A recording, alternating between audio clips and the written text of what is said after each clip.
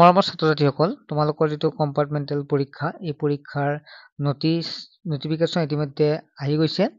এই নটিফিকেশ্যন যোৱা বছৰতকৈ কিছু চেঞ্জ আছে আৰু কি চেঞ্জ আছে আমি আটাইখিনি বুজাই দিম। যোৱা বছৰত 45 মাৰ্কছৰ যিটো ডেছক্ৰিপটিভ কুৱেশ্যন পেপাৰ আহিছিল, এইবাৰ কি আহিছে, কিমান মাৰ্কছ আহিব, সেইটো আমি ধুনীয়াকৈ তোমালোকক বুজাই দিম।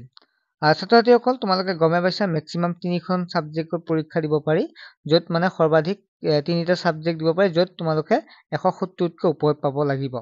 ঠিক আছে, আৰু ইয়াৰ ওপৰত যদি চাওঁ তেতিয়াহ'লে নেক্সট তোমালোকে চোৱা, আমি মেইন হেৰিটো আনিছোঁ, তোমালোকে 500 টকা দিব লাগিব এখন ছাবজেক্টত। ঠিক আছে, the examination Phi Rs 500 shall have to be paid for each subject through SBI online। তেতিয়া মানে মেইনলি তোমালোকৰ 500 টকা দিব লাগিব আৰু চেণ্টাৰ ফিজ দিব লাগিব 150 টকা। ঠিক আছে, তাৰপিছত নেক্সট আমি চাম 5 নম্বৰ, এইটো important, the compartmental examination shall be only for theory paper. ইয়াত চোৱা, থিয়ৰী পেপাৰ বুলি কওঁতে আমি যিখন ইণ্টাৰনেল এছেছমেণ্ট, ধৰ মেথছত যিটো আছে ইণ্টাৰনেল এছেছমেণ্ট, এইটোহে নহয়। থিয়ৰী পেপাৰ বুলি কওঁতে MCQ আৰু যিটো মানে কিতাপৰ কথা কৈছে, MCQ আৰু ডেছক্ৰিপটিভ দুইটাই পৰিব। ঠিক আছে, এইখন দুইটাই পৰিব। নেক্সট 6 নম্বৰটো কৈছে যে marks practical examination and marks obtain in internal assessment in HSLC examination 2025 will be carried over the subject appeared in the compartmental examination wherever applicable। মানে যিখিনি মানে 10 নম্বৰৰ ভিতৰত যিমান মাৰ্কছ পাইছে তোমালোকে প্ৰেক্টিকেলৰ, সেইখিনি তোমালোকক মানে দি দিয়া হ'ব, অৰ্থাৎ তোমালোকৰ প্ৰেক্টিকেল এক্সাম নহয়।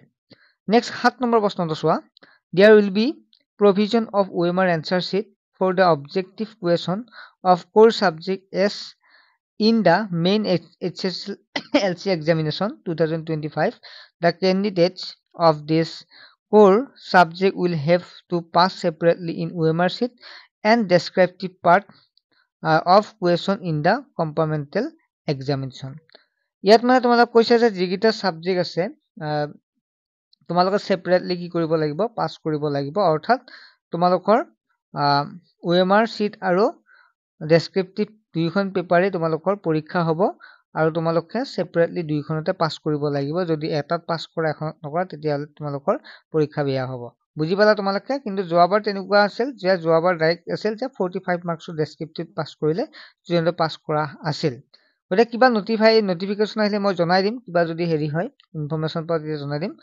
তোমালোকে গম পালা যে কি হয়, তোমালোকৰ মুঠ নম্বৰ থাকিব 90 নম্বৰ থাকিব, সময় 3 ঘণ্টা থাকিব।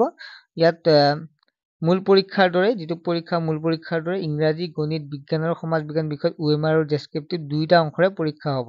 ঠিক আছে, আৰু যদি কিবা নটিচ পাওঁ তেতিয়াহ'লে মই জনাই দিম। চেনেলটো ছাবস্ক্ৰাইব কৰি ৰাখিবা।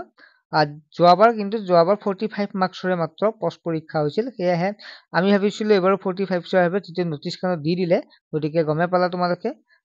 এতিয়া আৰু ভালদৰে পঢ়া। আৰু ছাত্ৰ-ছাত্ৰীসকল, আমিও এটা কোৰ্চ লৈ আহিছো, তোমালোকে বহুতে জইন হৈ কৰি আছে, য'ত মেথছবিলাক আমি ধুনীয়াকৈ বুজাই দিম আৰু লগতে আমাৰ নোটছবিলাকো ধুনীয়াকৈ দিয়া হয়। গতিকে কোনো ছাত্ৰ-ছাত্ৰী জইন হ'ব বিচাৰে হ'ব পাৰে। মাত্ৰ 99 টকা এটা ছাবজেক্টত। ইতিমধ্যে বহু ছাত্ৰ-ছাত্ৰীয়ে সঁহাৰি লৈছে আৰু আমি তাতে সকলোবিলাক ডিটেইলছ আলোচনা কৰিম। আৰু তোমালোকৰ পৰীক্ষাও বেছি দিন নাই যিহেতু, একেদিন যিমান পাৰা পঢ়া, আমি যিমান পাৰোঁ নোটছ দিবৰ কাৰণে চেষ্টা কৰিম। ঠিক আছে, নেক্সট লগ পাম নেক্সট এটা ক্লাছত।